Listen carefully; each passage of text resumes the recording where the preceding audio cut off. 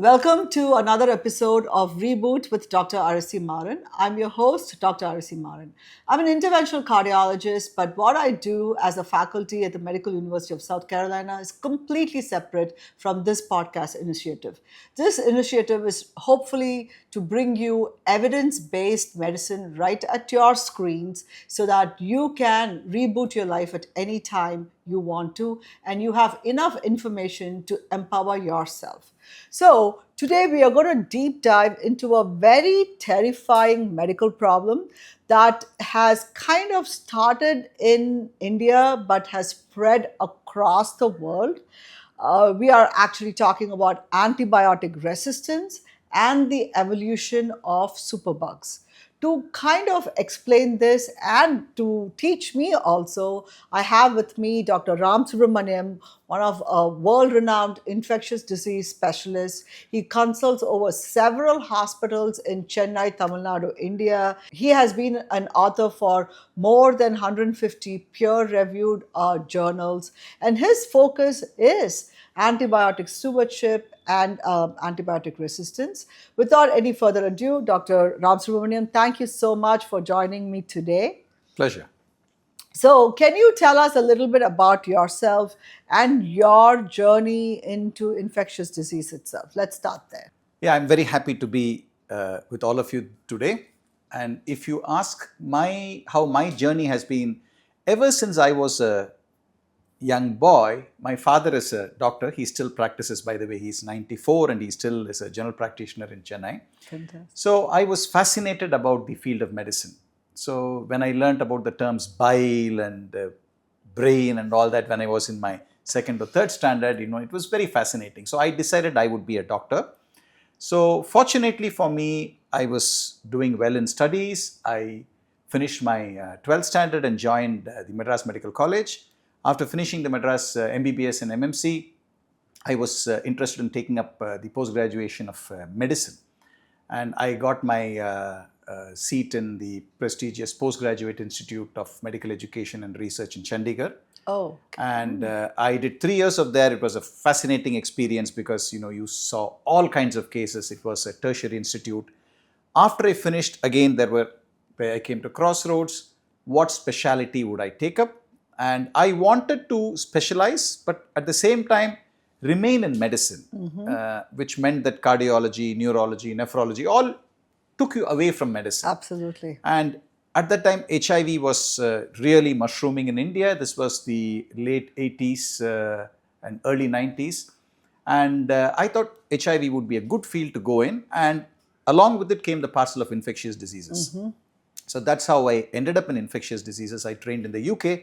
And then I came back. It's over 25 years now, and I am still, passionate about it, and I love going to work every day. See, I think that's the only way you can still be in medicine, right? You have to be there. There is some sort of a nerdy passion which starts very early and moves on. But I had a similar interest like you. But the more I learned internal medicine, it definitely bogged me down. And I was like, I'm going into a subspecialty and switch to cardiology. And I love doing procedures, and that's how interventional cardiology came in. But I think that's the beauty of medicine. There is something for everyone and anyone who's interested.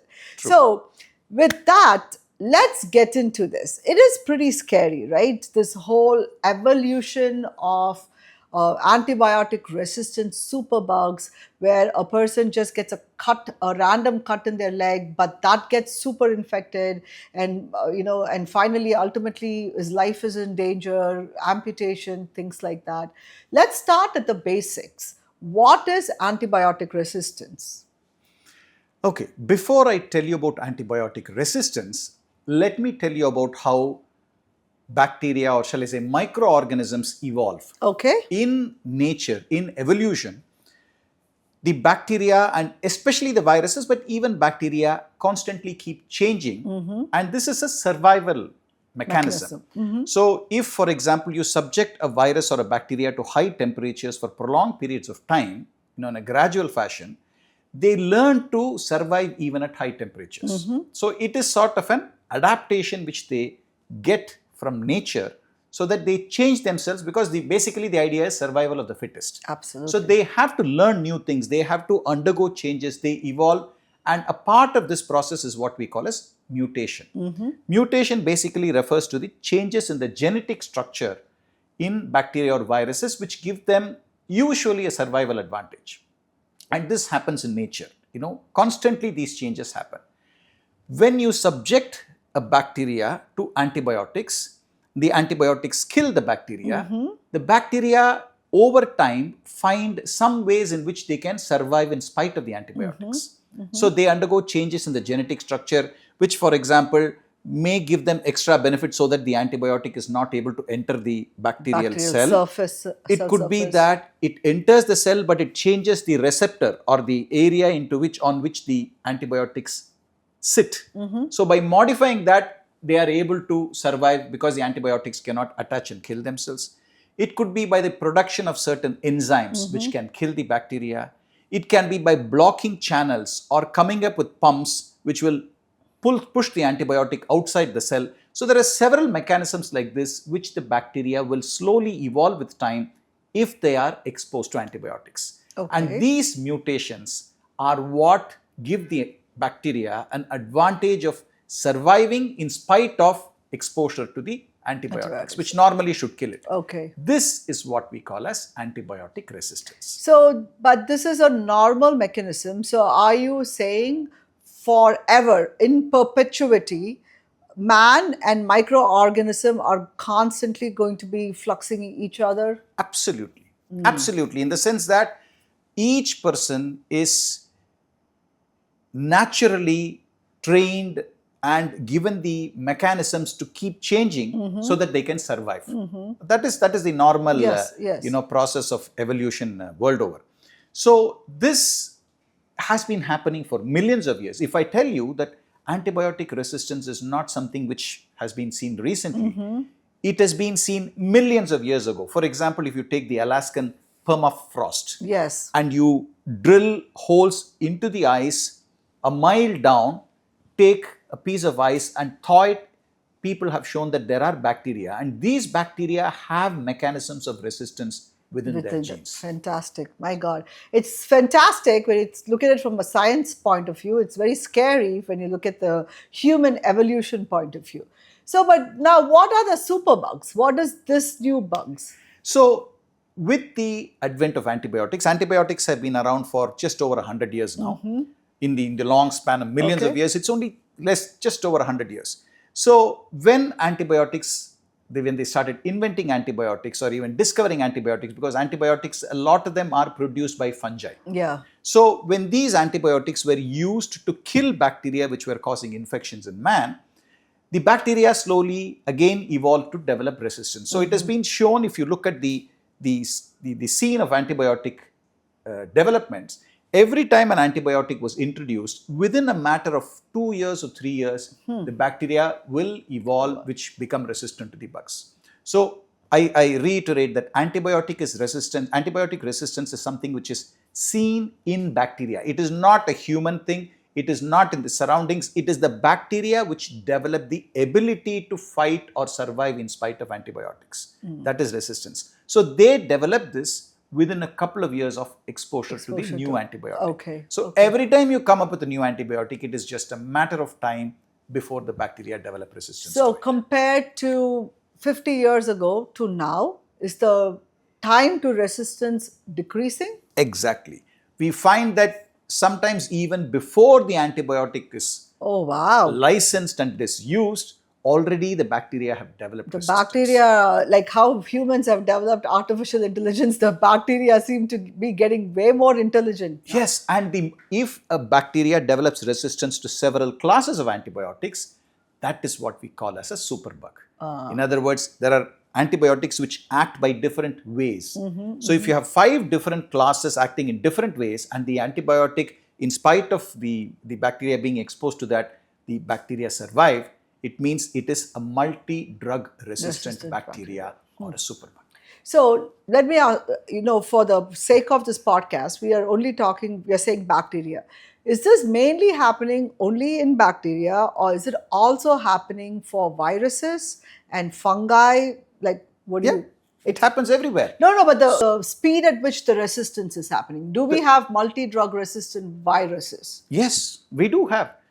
It is just because bacteria cause the most infections in humans, the chances of antibiotics being developed and the chances that the bacteria is being Okay. exposed to antibiotics is much higher than Okay. other organisms like viruses or fungi. So you Okay. have multi-drug resistant fungi, you have multi-drug resistant viruses. So the antivirals which act against the viruses, the viruses may be able to survive in spite of that. You're dampening my spirits a little bit now. There was a reason why I didn't go to infectious disease in life.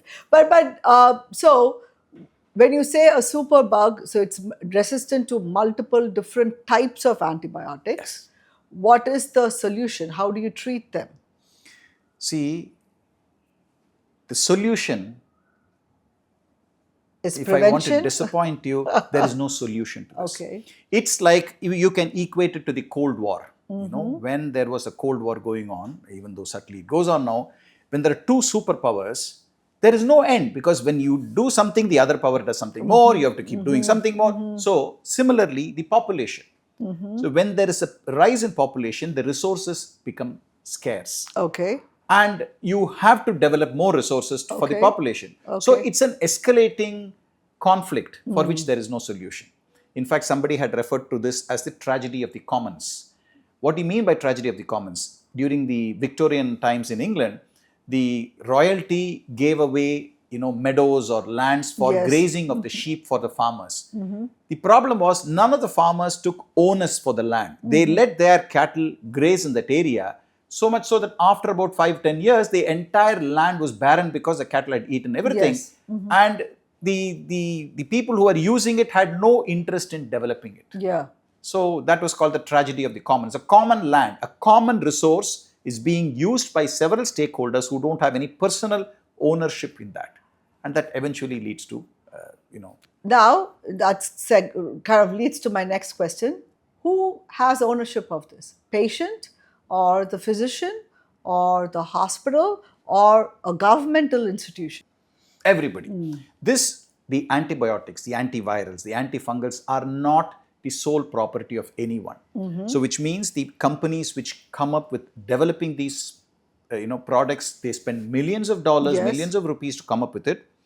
Then the doctors who use it, the patients who use it on themselves, the government which comes up with laws. For example, in India, only recently they brought a rule in saying that antibiotics cannot purchased over the counter. Okay. So you come up with a system where there is a regulation of antibiotic use. The doctor should come up with guidelines on how to use antibiotics. The hospital should restrict use of certain antibiotics which have to Absolutely. be reserved as important antibiotics. Yes. You should stop using growth promoters, which are basically antibiotics which are used for poultry and the cattle industry for growth of healthy cattle and poultry. If you use it already, by the time a healthy chicken or a healthy cattle is grown and consumed or slaughtered, it already has bacteria in it which have Which is resistance. antibiotic resistant. And if wow. they enter the human system, they can cause So it's problems. basically starting that low level in the food chain, where the food we eat has bacteria which has got antibiotic resistance and we are consuming, and our gut microbiome is already exposed to that. In fact, antibiotics are the only class of drugs which just not only affect the person on whom you use it, but the entire community. I can use an antihypertensive, I can use an anti-diabetic, I can use an antipsychotic, Yeah. and it affects only the person on whom it is used. Yes, But when I use an antibiotic, it basically affects what we refer to as the microbiome, the normal bacterial flora sitting in my gut. The gut is full of bugs. Yes. So this antibiotic affects not only the bad bugs which are causing infection, it affects the good bugs. So when I am, passing out fecal matter, this Yes. fecal matter will contain bacteria which are resistant. This contaminates water systems, this contaminates the environment, which is exposed to, say cattle or pigs or whatever. Yeah. So it spreads through the entire community. So when I use antibiotic on one person, it can impact the whole community. Well, I don't think this kind of importance of that has ever been, this information has never been disseminated aggressively. either by governmental institutions or even by us doctors. We don't go out preaching. I mean, I preach about diabetes and obesity and heart disease, but I'm not preaching about antibiotic resistance. How do we change that narrative here? What you're saying is very true. People don't realize the magnitude of the problem. This is an emergency. Yes. We are now sitting on a situation where we are slowly sliding back into the pre-antibiotic era. Oh, wow. Because even though we have so many antibiotics, it appears that a lot of them are becoming useless. So which means, like the 18th century or the 17th century where they did not have antibiotics, we are approaching that. It may sound a little dramatic, but that's where we are getting. And how did India become the epicenter of this? Now, in India, traditionally, there have been a lot of challenges. One, antibiotics are freely available. Two, because the way they are licensed antibiotics, anybody can come up with something new. You can put two antibiotics together and bring it as a product, and the drug controller has been licensing it over the last several decades. Okay. Three, it has always been easier to treat a person with antibiotics, less expensive than to investigate the patient. I'll give you a simple example. If I need to confirm a bacteria, let's say typhoid, and the correct way of diagnosing typhoid is not by the Vidal test, it is by doing a blood culture. That is the correct way to do it. The blood culture, doing a blood culture may cost 2,000 rupees. Okay. It will take about 3 to 4 days for you to get the results, and the culture is only about 60 to 70% sensitive in picking up the bacteria. Okay. Whereas the treatment I could use for it, whatever antibiotic, will cost me about 200 or 300 rupees at best. So it was cost efficient. Why should a person go to a doctor, pay his consultation fees, when he can think, oh, it could be typhoid, I'll ask the pharmacist and pop in the pill. So, typical example of penny wise, pound foolish. Yes, absolutely correct. So, there are a lot of reasons. So, it could be the cost, it could be access to getting medicine. So, whatever medicines they have, they take it. A lot of patients tell me, last time I had fever and you gave me this antibiotic. This time I took the same antibiotic. Without realizing that the antibiotic is selected based on what bug and where the infection is. So for all these reasons and more, antibiotics have been rampantly misused, abused, exploited in India. So when you use more antibiotics, if you look at the tonnage of antibiotics used and compare it with various countries, India has one of the highest tonnage of use. That's again, but also like India is also a country where access to care is difficult. Okay, so when they don't have doctors and access to care, maybe just, there are probably more pharmacists than doctors, and that is also probably contributing That's to a valid point, because of these reasons, the government doesn't want to restrict availability or access to antibiotics. Because in the West, they have said that only, for example, infectious diseases doctors can prescribe this antibiotic. It's a high-end antibiotics only ID doctor can prescribe. Whereas in India, we have probably about 100, 150 of ID specialists for a population of 1.5 billion. So they let everybody write. They make it easy for people to get antibiotics. So the idea is a person shouldn't die because of some rule which restricts antibiotic use. Are there set of tests a doctor has to do to make sure this antibiotic is prescribed for the right reason? Yes. If you look at it theoretically, you can come up with a template to say that this is the exact way to investigate. If a person is having fever, don't give an antibiotic unless you confirm a diagnosis. Which is an ideal way to do it. But unfortunately, we don't live in an ideal world. There could be problems with the paying capacity. As I told you, if I ask the patient to do a blood culture, he says, doctor, if I don't go to work tomorrow, I will not have money to feed my family. So give me something quick which makes me better. So what happens? You start popping in antibiotics. It could be access to tests. This is a test to be done, but the test is not available. Maybe it is not available in the government center. You have to do on the private side, which costs money. Once you do the test, the turnaround time is there. Much longer, it may take 4 or 5 days. The patient cannot afford to be sitting at home or sitting in a hospital waiting for the results to come.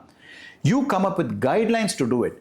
The guidelines have to be evolved in India. I cannot put a guideline available from the US and say it will work in India. So there are a lot of practical issues which make it very difficult for a set like this to do. So, but are there any antibiotic stewardship programs which are kind of conducted in India to somehow at least contain this problem? So let me tell you a bit about antimicrobial stewardship or Okay. antibiotic stewardship. What do you mean by antibiotic stewardship? It basically refers to putting in place a system whereby the person uses or the doctor prescribes the correct antibiotic or the Okay. appropriate antibiotic. So the judicious use of antibiotic is ensured by this system. So what Okay. does it involve?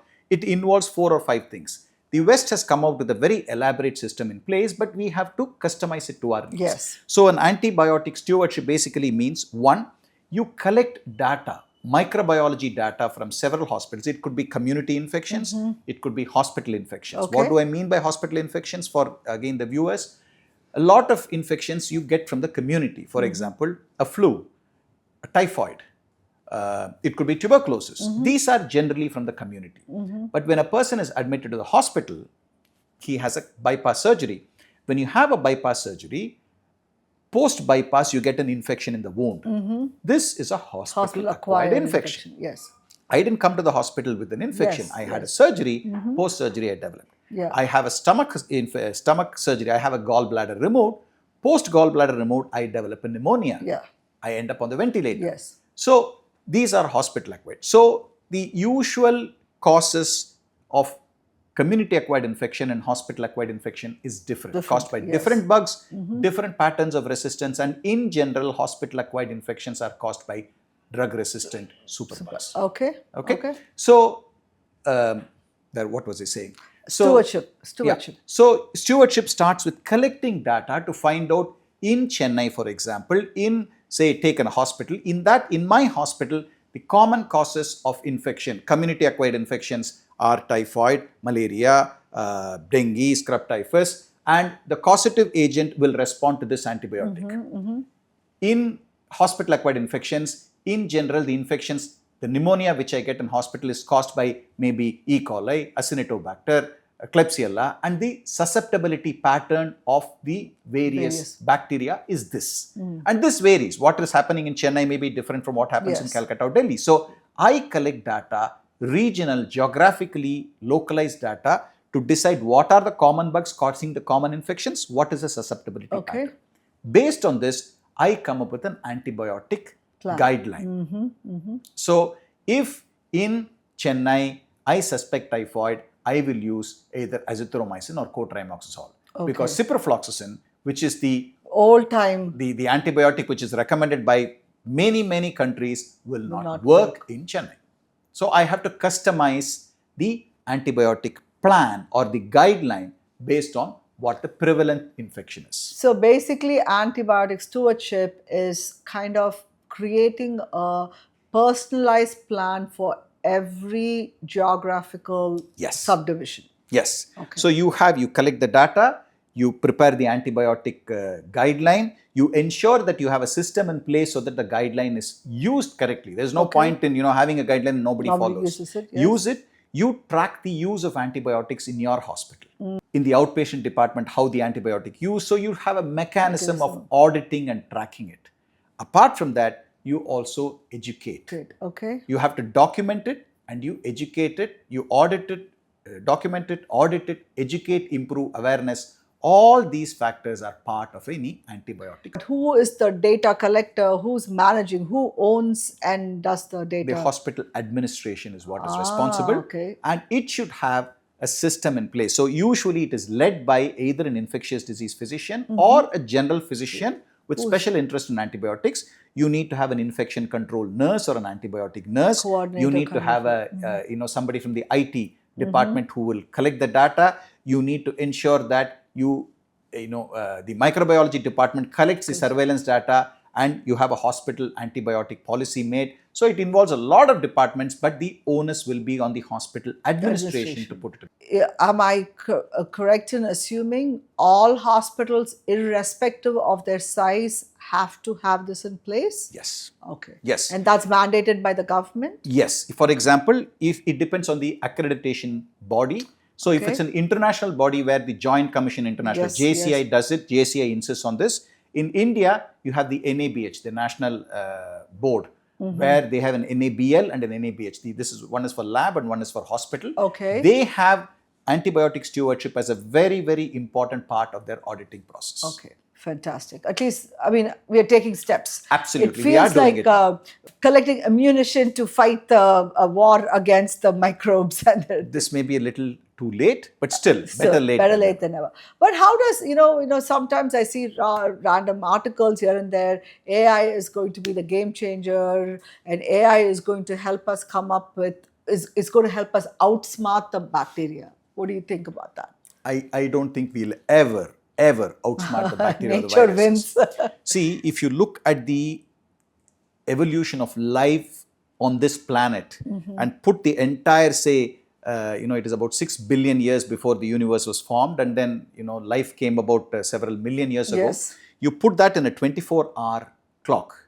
You'll find that if bacteria evolved at minute 15 and, viruses evolved around minute 20 or something, and you trace it down, dinosaurs evolved around the post 50th minute. Okay. And man came into existing So way back. 56th or 57th minute, Oh. which means they have outlived us. millions of years of experience and evolution they have gone through, and they are much smarter than humans. Okay. All right. So fine. AI, no AI, I don't think that's going to find. We may be able to make a way to handle them better, may get some insights based on the history and feeding them in, coming out with better approaches. Okay. But winning the battle, Okay. Spoken like a person who loves infectious disease so much and is passionate about microbes. He has studied a lot. in fact, the number of bacteria which are sitting on our skin and inside our body, Yes. if you put all of them together and they all decide to kill the person, you need a fraction of, it is called Absolutely. endotoxins. Yes. They can produce 100 times more amount of endotoxin to kill you immediately. We are all so similar in, the way you were thinking about endotoxins, and I think about calcium, coronary calcium in the heart and things like that. And I always, interventional cardiology, people think it's a very, they are very proud and, we fight heart disease. And I'm like, how are you guys even having that ego? A 0.25 millimeter coronary calcium can cause a perforation or a clot, which is so, less than a millimeter in diameter, can kill a human being. I mean, we are fighting something that small. So where does ego come? And I can see the same sort of insight with you that You're not even able to see the bugs. Yes. Bacteria or viruses you can't see with your naked eye. Yes, absolutely. I mean, and there is our gut microbiome decides our mood, decides our personality, decides our hunger scales, etc. Right? So we are, in fact, controlled by which bug is dominant in our gut, and and so on and so forth. So moving on from here to diabetes and obesity, diabetic patients are in general more susceptible to infections. High blood sugars, bacteria love sugar and they feed. Is India's diabetic or even the world's diabetic obesity epidemic adding to this problem or part of the problem itself? Yes, they are all interconnected because there is enough evidence to say that people who are diabetic have a higher risk of developing infections and probably have higher risk of complications also. Yes. Whether it's a pneumonia, whether it's a urinary tract infection, in general, people who are diabetics are at a higher risk of having these infections and complications. Okay. There are several reasons. It could be the increased sugar, how it affects the immune pathways, system, how it affects the cytokines. Several ways it has been proved. So yes, which means diabetics, especially poorly controlled diabetics. If your sugars are very well controlled, I don't think you need to worry. But okay. in a place where people have difficulty controlling the taste buds and their craving for sugar, it's very difficult. So naturally, both infections, antibiotic resistance, and complications are all higher with diabetics. So now with the GLP-1s, and they are taking the whole world, including India, by storm, and maybe this is a cure for, maybe we will control obesity like we control high blood pressure or high cholesterol. Do you think this will alter this antibiotic resistance mechanisms? Not directly, but as I said, they are all interconnected. Okay. Obesity is not one; it is not directly linked to infections or drug resistance. But obesity affects the functioning of several organs in the body. Yes. So when you work as a system and there is something wrong with one system, it impacts all other systems. So it's like that. It will definitely impact on infections, but not necessarily. Now, the other big question, it's more of a curiosity point. Everybody right now, gut health, gut microbiome, it is like the hot topic, right? After Ozempic, maybe this is the most searched term. Then I see a lot of these wellness centers or longevity centers, which basically have patients or people, they're not patients at that time, they're just regular people, send stool samples and look at the microbiome mapping of their stool. And they come up with, you have overinfection of Candida, or you have overinfection of this, and without any symptoms, prescribe antifungal agents and things like that. What are your thoughts about it? Is there any science to this? Not yet. In other words, these are areas where we are just coming to know about things. It's like the AI, for example. There is so many predictions about AI. It's going to do this. You're going to be out of jobs. You're going to make things, make us treat patients better. We are still not clear about it, but we know the potential probably. Like that, we have realized that, as I said, the amount of bacteria in our system is so high that it has to have some impact on the way we lead our lives. Whether it is related to the activities, how it affects our brain, whether it is cause for depression, whether it causes good chemicals to build up, we still don't know yet. And whenever there are a lot of theories about something, that means we don't know. And there are a hell of a lot of theories about microbiomes and how they may impact health. Because we don't know things yet, there are various things people like to do. For example, autism. Is it correlated with the microbiome? The way, the kind of the mental problems which we see, are they related? They could be, but we don't know yet. And right now, reacting, in a knee-jerk fashion to treating, as you said, Candida. Candida is a normal fungus which is colonizing our gut. It is there, right from your mouth, it goes straight down. So as long as it is inside the gut, it's not a problem. It gets into the blood, that is a serious problem.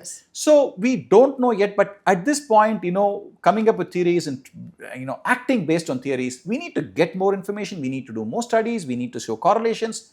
But I think we are way behind. And that's what bothers me. We are commercializing this, and it's become like, I do a gut check or something like that. I'm like, these are supposed to be inside your body, and what are we doing about it? So let's move into maybe a rapid fire or a short answer, not a whole thing. Are diabetics or are people with insulin resistance and slightly elevated blood sugar more likely to be bit by mosquitoes than a non-diabetic, non-insulin resistant person? Is there? So it's like once the mosquito feeds on somebody and wants some dessert, then they zoom in on a diabetic and suck the blood.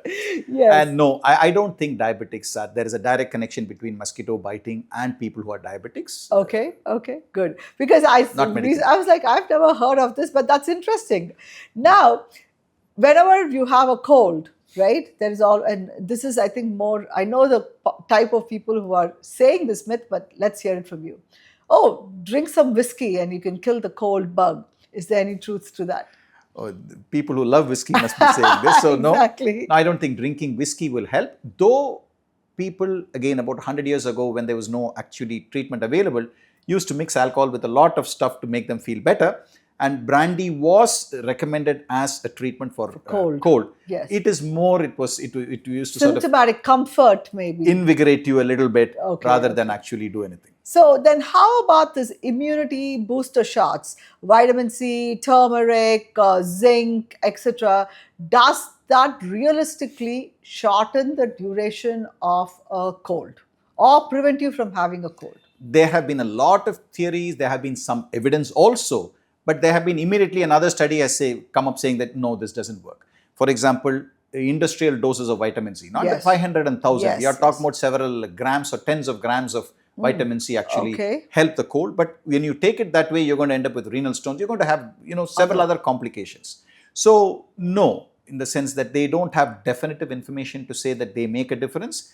These are all, fancy thinking with, faith-based interventions. For example, we also use a lot of kashayams and other Yes, stuff which yes. party used to make, which Yes. really used to work. Okay. So is it just the placebo effect that you take it, you feel good, and then you get recover fast, or is it actually make a difference? We don't know. I think that is the bottom line answer. Because as I said, this placebo effect is something phenomenal, where if I tell you, you take this tablet and you will lose weight and you can lose weight. Yes. It's like that. It's your mind deciding how things work. Absolutely. Now, there was this whole, superbug evolution, etc. We have MRSA or methicillin-resistant Staph aureus infections, very predominant.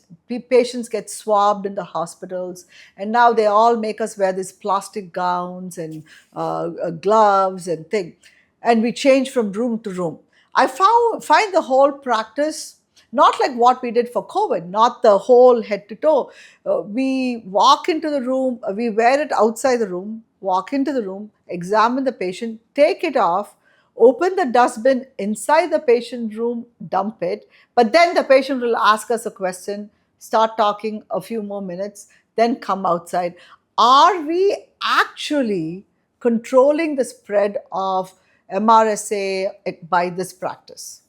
Okay, again, for the benefit of the viewers, there is certain the bacteria are transmitted from one person to another by various mechanisms. Yes. For example, if I have flu and I sit here and cough, if I have COVID, if I cough, it travels through the air and you inhale, you can get it. Yes. Chickenpox is like that. Yes. There are certain infections which transmit only if I come into contact with it. Yes. This could be sexual infections. This could be methicillin-resistant Staphylococcus aureus. This could be scabies, where you touch somebody who has the infection and you pick it up. Yes. There are certain other infections which travel fecal-oral, typhoid, cholera. So if I handle a patient with cholera and my hands get contaminated with that cholera, and without washing it, by mistake I take it near my mouth or eat some food, I can get cholera. Yes. So based on the mode of transmission, we try to put in place certain precautions, what we call as isolation precautions for patients in hospital, to prevent that infection transmitting from one person, a patient, to another patient. Okay. And as you said recently, there are several groups, which MRSA is one of them, highly resistant superbugs if they colonize or infect a patient.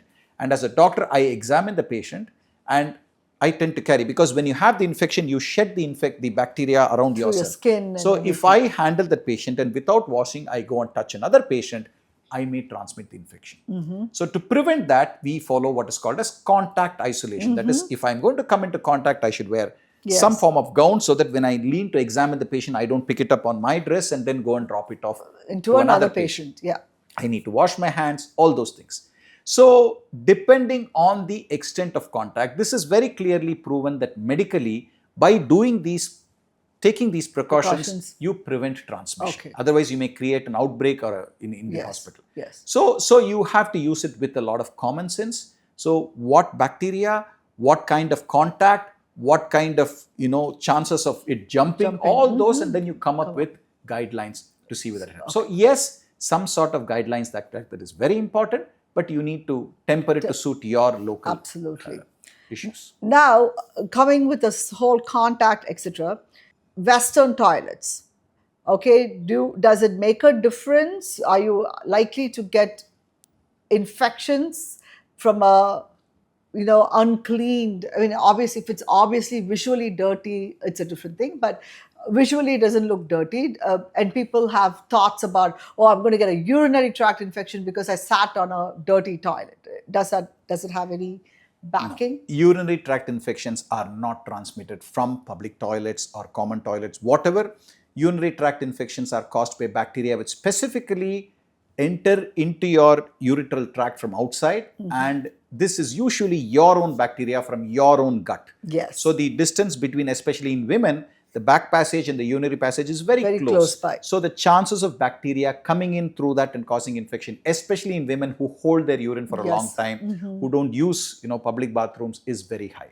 But you don't pick up infections. But if those people who are very worried, very germophobic, what I would say is just take a tissue paper. So before you sit on a public toilet, just wipe the seat and then sit. That's all you need to do. So holding your urine is more dangerous and can cause urinary tract infections than using a public bathroom. So Yes. please keep that in mind, especially women. So now hand sanitizer. You know, again with the COVID era, we all started like hand sanitizer to the point where skin became dry and nails became etc. Should we lean more on hand washing or hand sanitizer? Till hand sanitizers came into vogue a couple of decades ago, only thing we had was soap and water. Yeah. Okay. I remember my grandmother telling me that if you go out of the house, play and come inside, make sure you wash your hands and legs, Yes. and then come in. If you're going to eat, wash your hands and then sit down. If you visit the toilet, as soon as you come out, wash your hands. These are simple things which can be done in most places. Basic hygiene, yes. Okay. But medically, they've shown that by using alcohol gel on hands which are not wet, is actually better than washing hands. Okay. So if your hands are wet, if I touch something, it is water or whatever fluid and my hands are wet, no to alcohol gel.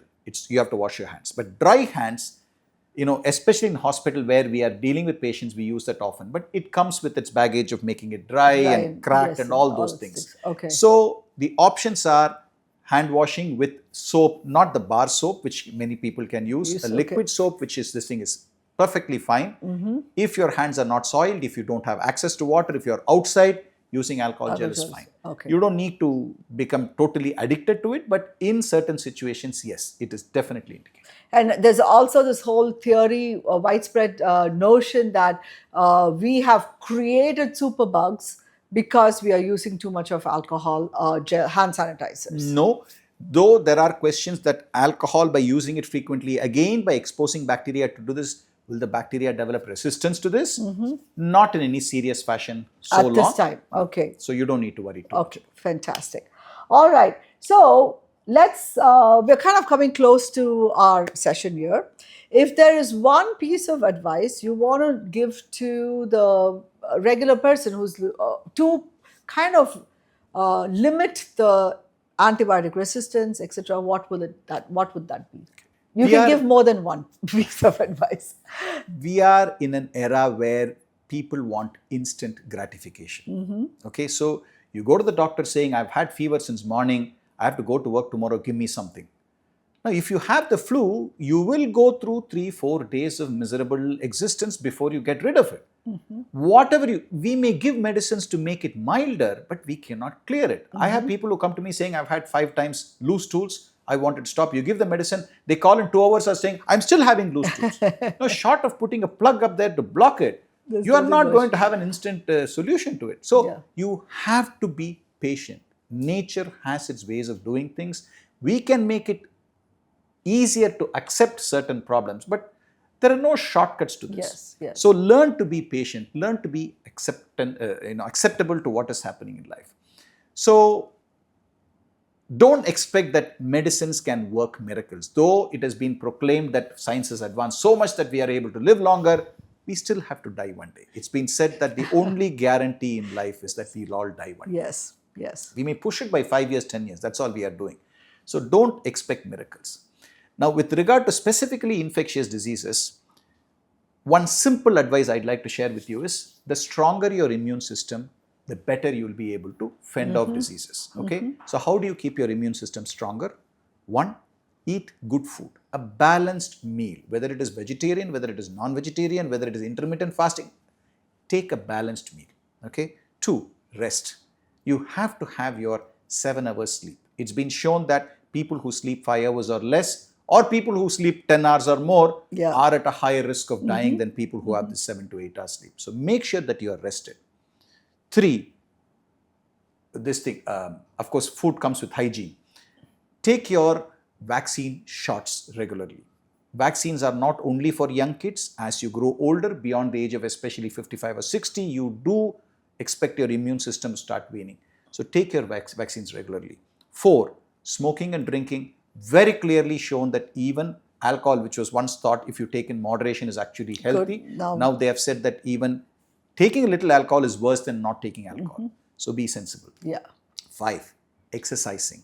Make sure that physical activity, now with the kind of phones and all that. Nobody, all day, when you say you play games for an hour, it's playing games on Games, your absolutely. system. No, you have to get out. Anything, walking, running, jumping, swimming, whatever, cycling, do some at least half an hour a day, 5 days a week, very clearly shown. And lastly, stress. It's been clearly shown that stress impacts your immune system. So whether it is meditation, whether it is pranayama, figure out a way to calm yourself so that the less stressed you are, the more robust your immune system will be. So these are the simple things I would advise for people to take. Fantastic. I think you kind of summarized all the episodes we've been doing for the past 1.5 years. But because these are the basic common themes and for whichever, whether it's the cardiac system or the GI or the neuro system or thing, these are the, seems to be the common basic principles. Thank you so much for joining me. I appreciate you taking time. And once again, if you know someone who you think will benefit from listening to this episode, who is either germophobic or who is, loves to take an antibiotic every time they cough or sneeze, please share it with them so that they don't contribute to this antibiotic resistance emerging. Thank you, and I'll see you with the next episode.